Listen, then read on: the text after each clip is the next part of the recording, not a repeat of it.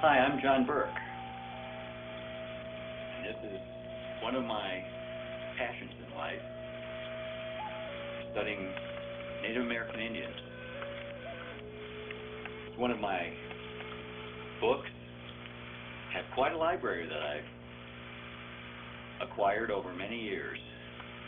Probably have 370, 380 books on Native Americans. I started out with an interest in the Plains Indians, so quite a few of the books are of the Plains Indians. The second row there, though, is all woodland Indians, because I started getting very interested in the Native Americans who lived here in Medina County, where I was born and raised.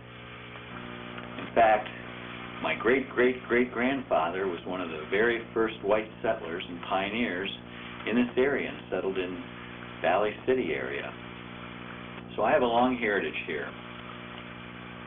I used to be in Boy Scouts.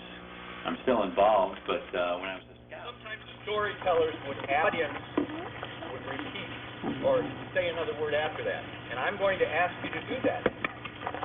So when I say the word, hey, I want you to say, oh. Let's try that. Hey. Oh. Yes, so when you hear that in the story, you'll answer with oh. So now let's begin. Many, many moons ago, because in the Indian years they're measured in moons, not months. Many moons ago, there was an Indian village. And all the Indians in this village lived like their ancestors had for many moons. They hunted deer. Did some of you see the deer in the field before you came over, just where you had your activities? Yes, deer like that. They had hunted for many, many moons. They trapped beaver. They fished the lake, just like their ancestors had done. And they walked on the ground where their ancestors slept now. And they were very content and happy. And then trouble came to the village. Trouble came to the village, and a young man went hunting, and he never came back. And then soon after that, a young woman went to pick berries. She never came back. Well, at first all the village people thought, and the Indians thought, well, these two young people liked each other and they went away together. But it went several weeks and they were still missing.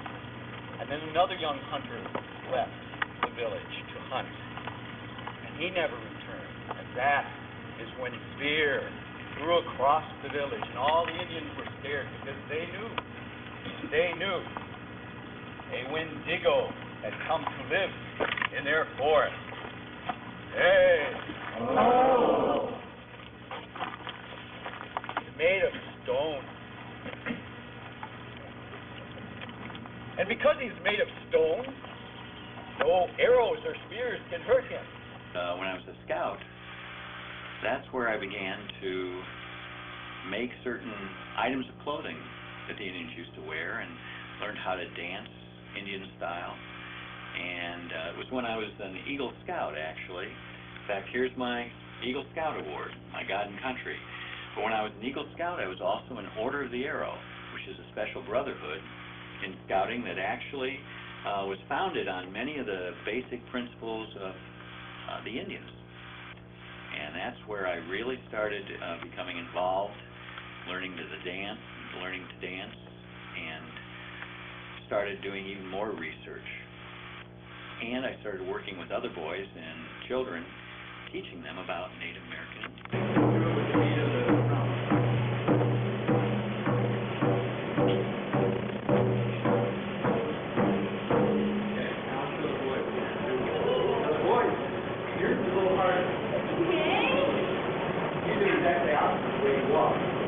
Toe down first, take small steps. You gotta push your toe down first and then your feet. So we'll do this.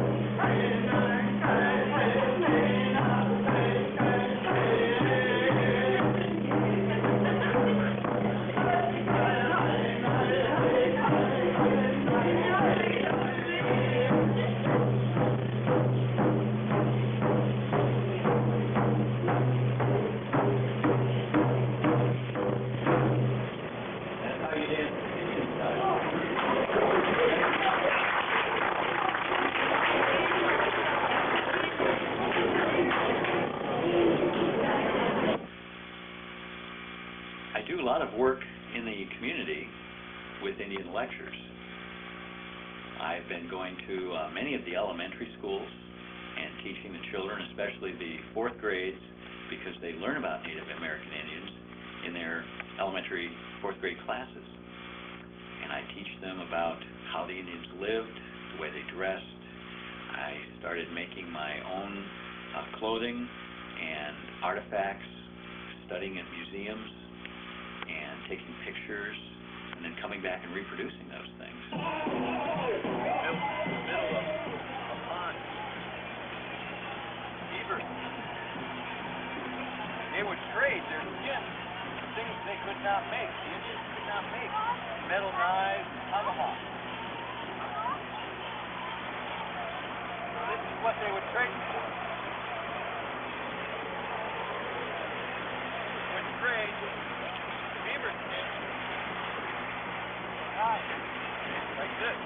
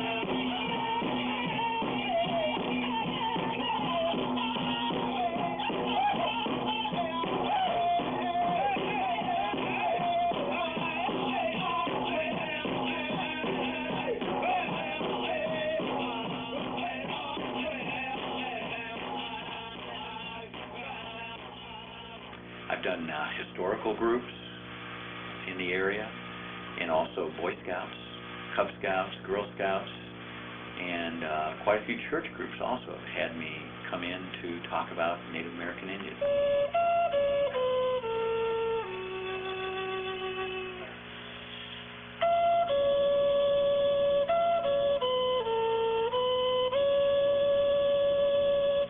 There was a grove of trees where the forest grew thick.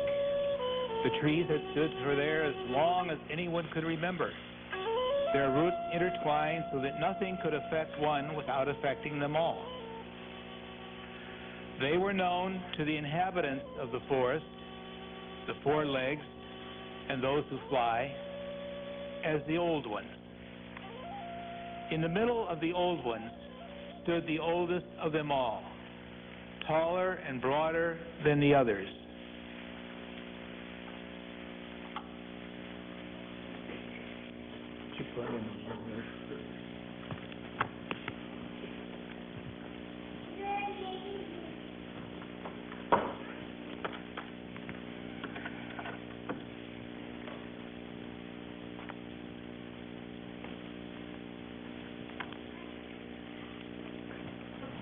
Isn't it nice that if we really were in a forest, we don't have to depend upon modern technology?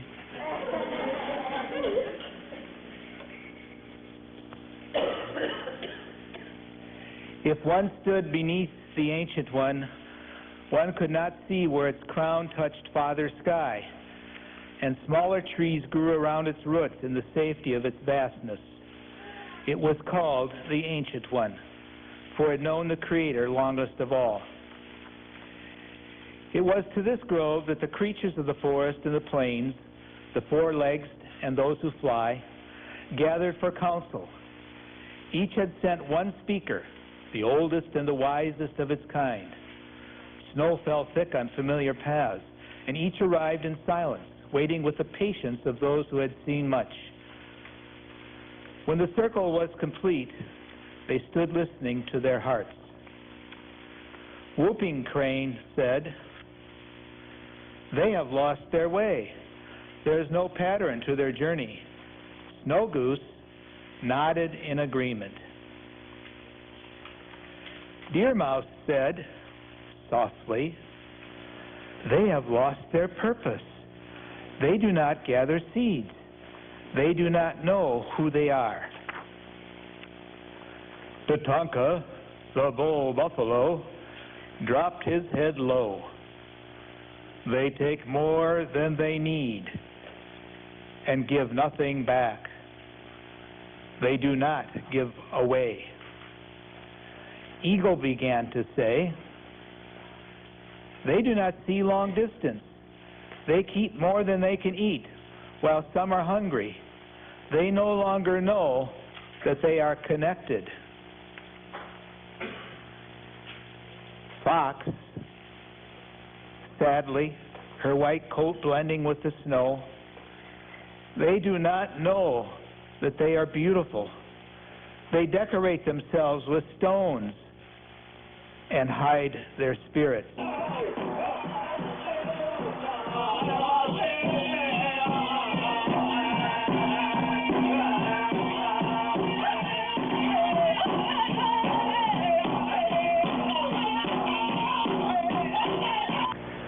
Brothers, sisters, listen. In the past that is now lost forever, there was a time when the land was sacred and the ancient ones were one with it. A time when only the rich children of the Great Spirit were here to light their fires, and the land, it knew no boundaries. A time when the forest grew as thick as the fur of the winter bear, and the streams ran cold as the freshly fallen snow. A time when a warrior could hunt and eat as much as he needed and walk from horizon to horizon without seeing another human being. It was in this time of simple ways that I saw in my heart the conflict that was to come. And whether for good or bad, I knew one thing certain: there would be change.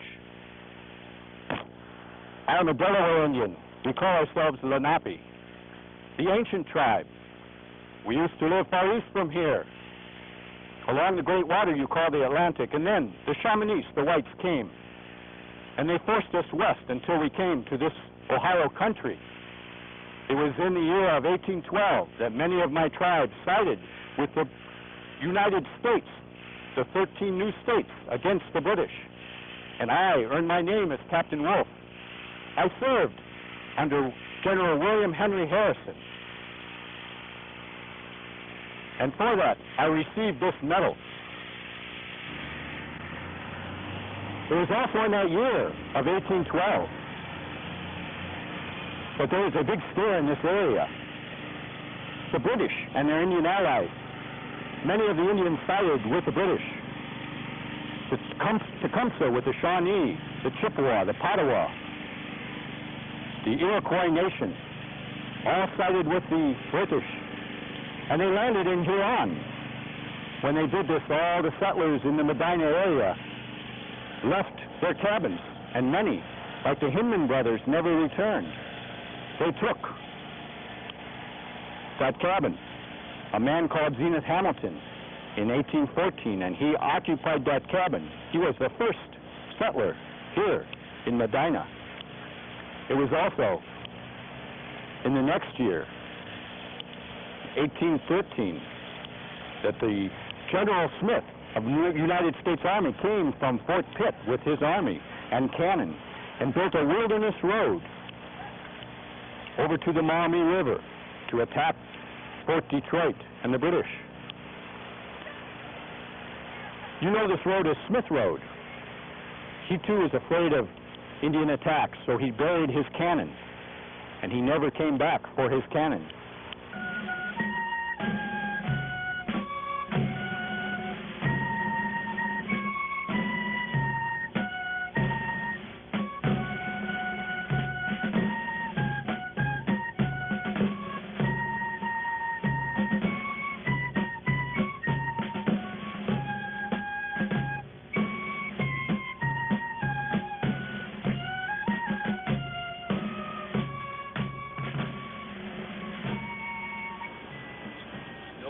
Sign language out there? Oh, I see. You're white. Let me tell you what I said. Listen, brothers, sisters. My name's John Holmes.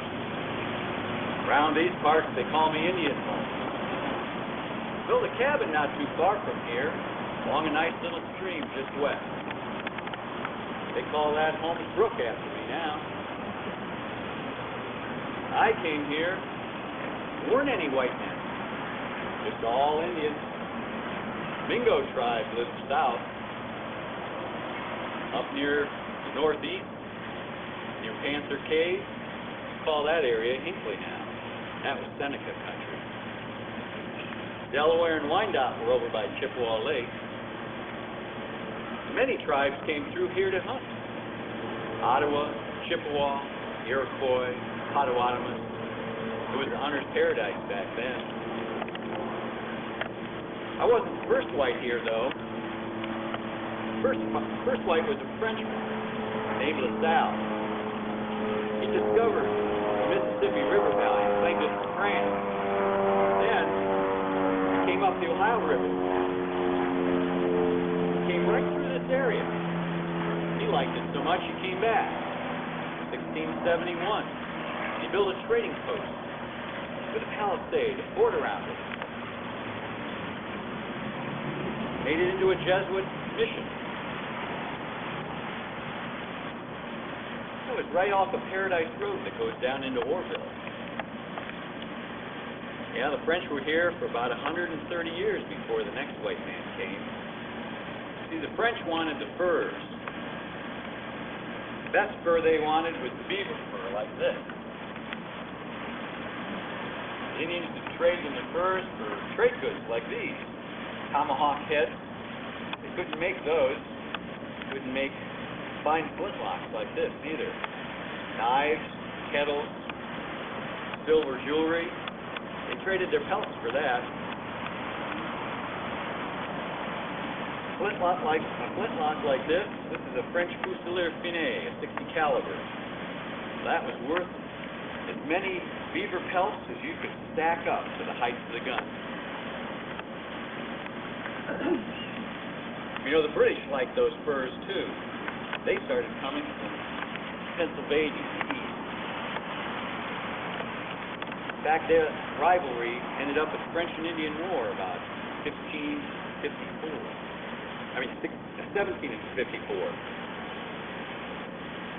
And there was a man, when I got here, that they talked about the Potawatomi tribe.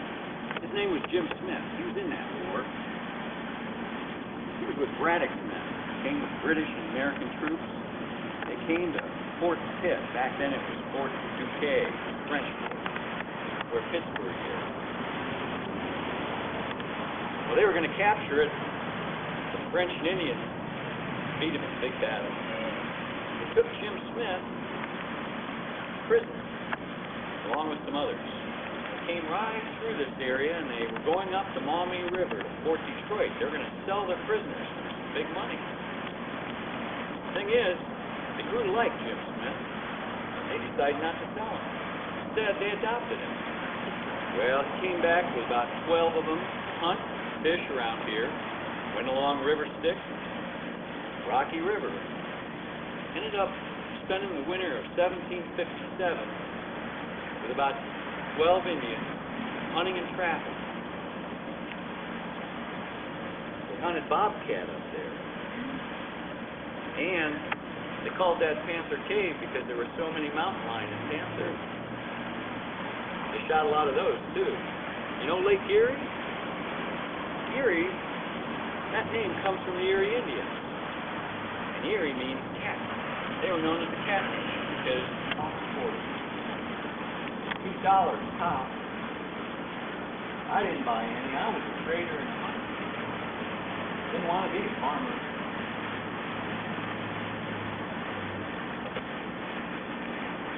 Well, the hunting was good back then. You could go out and shoot 7 or 8 deer. 40, 50 squirrels. It was nothing to go by a cabin, see, like Mr. Holmes. The French knew how to trade with the Indians because they lived like them. They got leggings made out of deer skin. That's what I wore. Deer skin moccasins. Dressed like an Indian. Just like the French, I married an Indian. I have actually 2 teepees, one about 12 foot in diameter and another one 18 foot, and I set those up in many places for scout camps and also for the county parks. I go out to Buckeye Woods and over to Wolf Creek Parks and set up the teepees, and there again teach people who come through for pioneer days what the Indians were all about.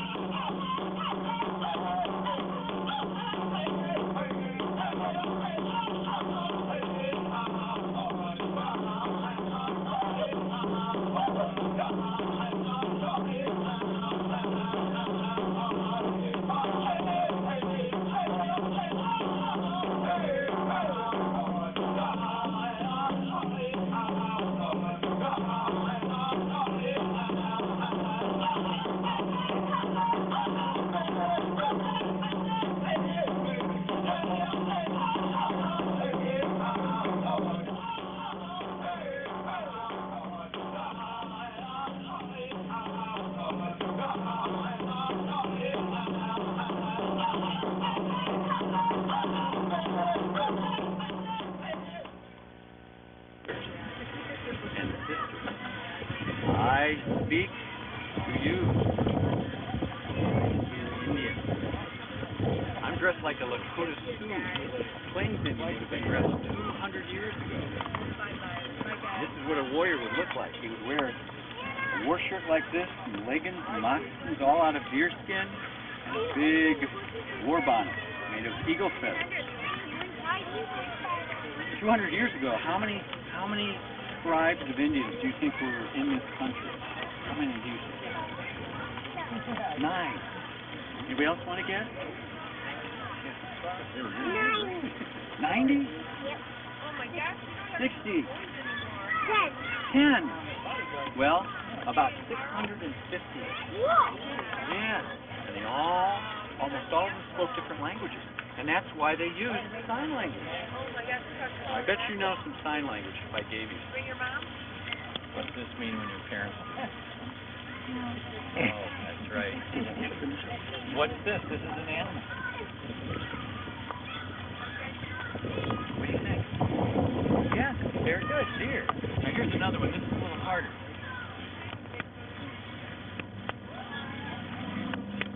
You know? That's right. It's a beaver. It's the tail of the beaver. Wow.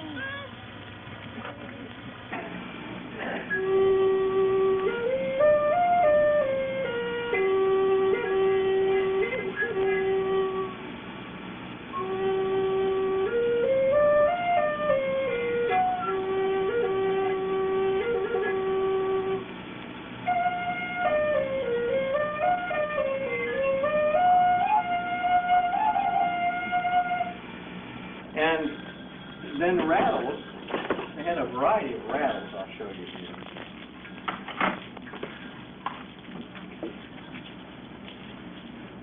If you were able to get, or the woodland Indian, you had wood available, you might make a wood rattle like this, they all sound different.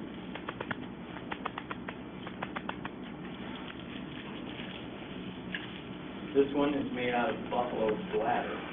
Remember I told you they used every part of the buffalo?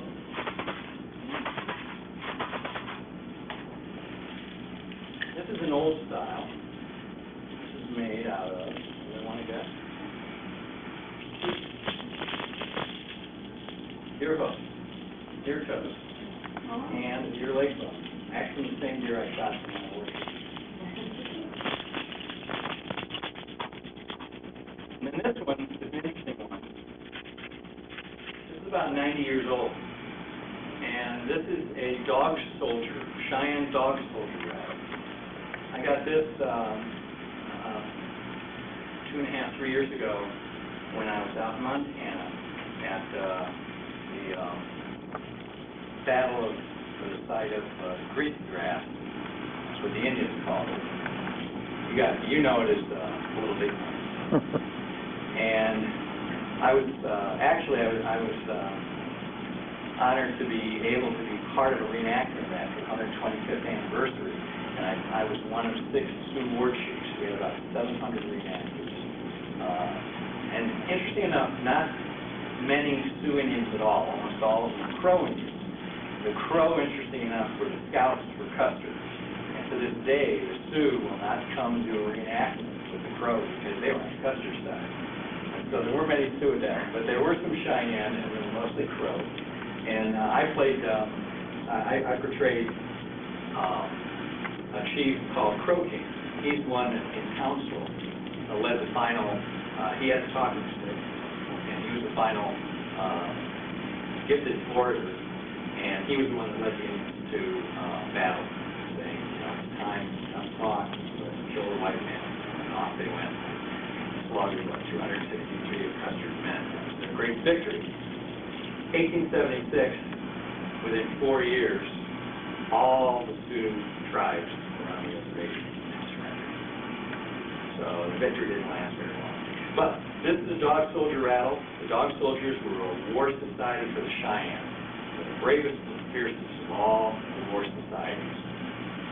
And they carried this rattle. And the other thing they carried in the battle was a sash. And it was made out of probably similar to my breechcloth here. Cloth cut in the middle on one end, they put it over their head, went for about 12, 15 feet, and at the end, they decorated it, but at the end was the stake. And these dog soldiers, when they were in the heat of battle, sometimes when they knew the tribe needed their encouragement, they would take their stakes and stake them in the ground with that attached to them and say, this is where I stand and fight. War shield was made much like a drum. Oh, I buried my drum. Sorry, I should have showed you that first. The other thing used in dancing, drum, made out of a round piece of hide, usually raw hide. This one happens to be a one-sided drum. You can see it doesn't have two sides to it. It's stretched over a wood frame. And the more you stretch it, and the way you stretch it is you wet it, put it over fire to dry it. The more you stretch it, the higher the pitch. So this one sounds like this.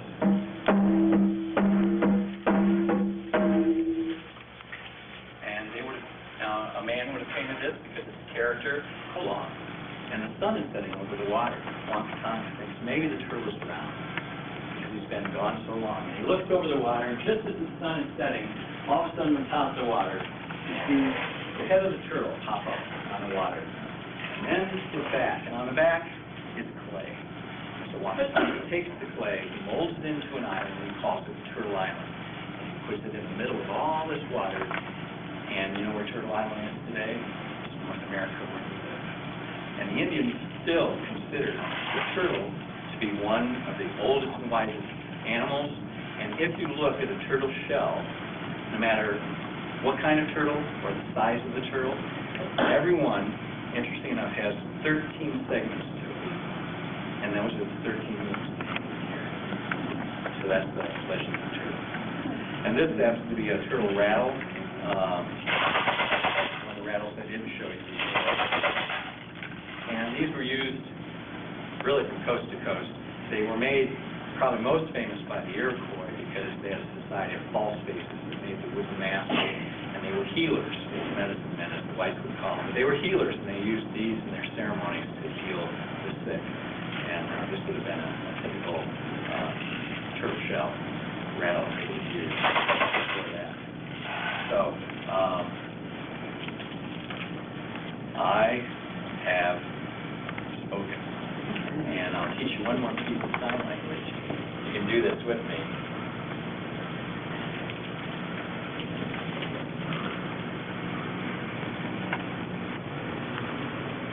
Here's what we said. Go, walk in peace, my brothers and sisters. I can take some questions if you have some time.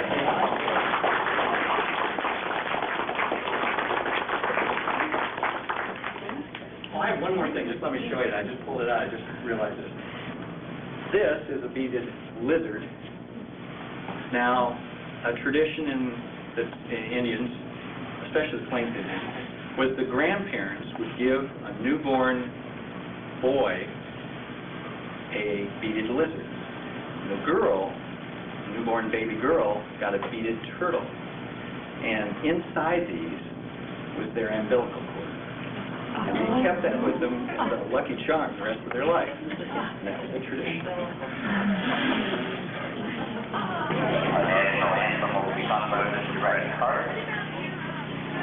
We'd also like to remind you that there will be a horse walk. No horse, $1, $3 admission. Prizes will be awarded. Bad living there, he gets a ride, so. John Burke, our Medina County auditor, with his wife Lisa, and his son Matthew, riding just plain roads, and they're representing the Lakota Sioux Indian tribe. And the Plains Indian Regalia, I'm not sure I'm doing that right. We're going to bring them in, and they're going to do a short performance in sign language narrated by Mr. Burke. You can see Mr. Burke for more information. He does schools, he does all kinds of activities, very educational for adults and students. Mr. Baldwin from Wadsworth TV has been filming him to do a show, and that will appear sometime in the fall. He was planning on being here today. I'm not sure if he is here, but we have Mr. John Burke, his wife Lisa, and his 7-year-old son Matthew.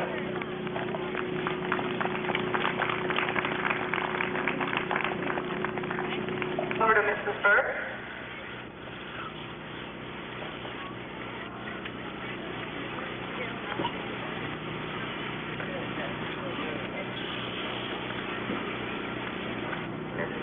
Lakota Indian.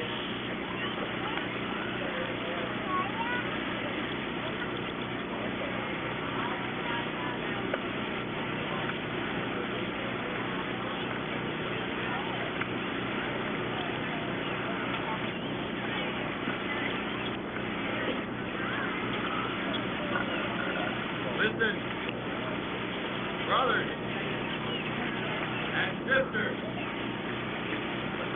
in the past, that is now lost forever, there was a time when the land was sacred and the ancient ones were one with it. A time when only the red children of the Great Spirit were here to light their fires, and the land is knew no boundaries. A time When the forest grew as thick as the fur of the winter bear, and the streams ran cold as the freshly fallen snow.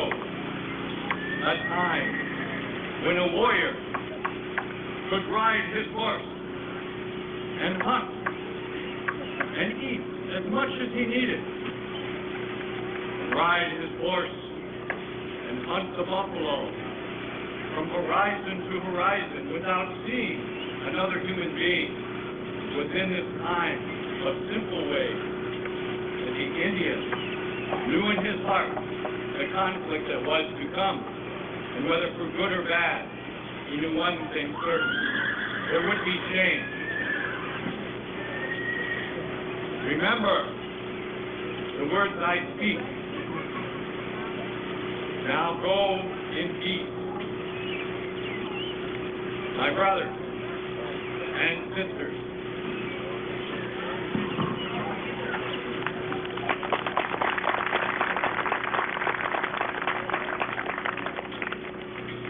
Thank you very much, Mr. Burke. And now we want to bring in the Medina Kids Care, all you kids with a flag. Any of you kids that didn't get a flag, come on in. Troop 500.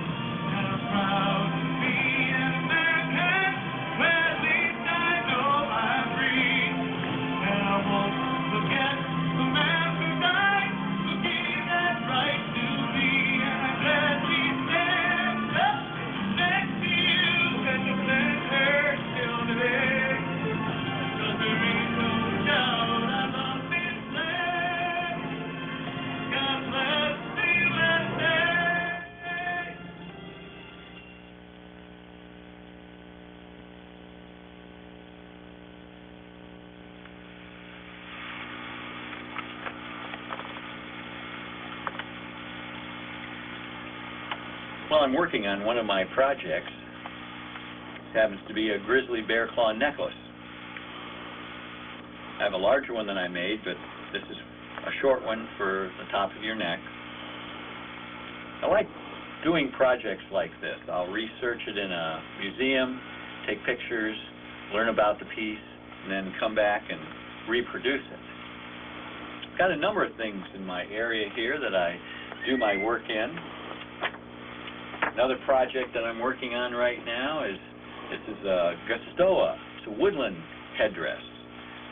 Instead of a big eagle bonnet feather headdress that the Plains Indians wore, the woodland Indians had porcupine quill work and turkey feathers. So I've got to put about 200 more turkey feathers on this, and then it'll be complete. I just finished up, got a couple little things to do on here, but I just finished up a buffalo skin headdress with the horns. I really enjoy making all these things. Back here, this is another type of headdress. This is a otter skin turban. This is what the woodland Indians wore. I made that out of an otter skin. And I'm working on my headdress. I have to repair it after I just went to the park district. I had a couple feathers get loose, and I'm repairing my headdress here so I can wear it again. And in fact, I've modeled for the Art League in Medina County, and a woman by the name of Darlene Mowry just made me this picture, and that shows what I look like with that headdress on. And the war shirt here is this one right here on my wall. I made that. It took me about 2 years to make it. It's got 42 ermine skins on it, 120 hair locks on it, scalp locks. And then the finest thing about this war shirt is the porcupine quill work. 2 strips and the rosette. That's the only thing I didn't make of everything you see down here. I had an Indian friend on the Pine Ridge Reservation in South Dakota make those strips for me, and it took him 6 months.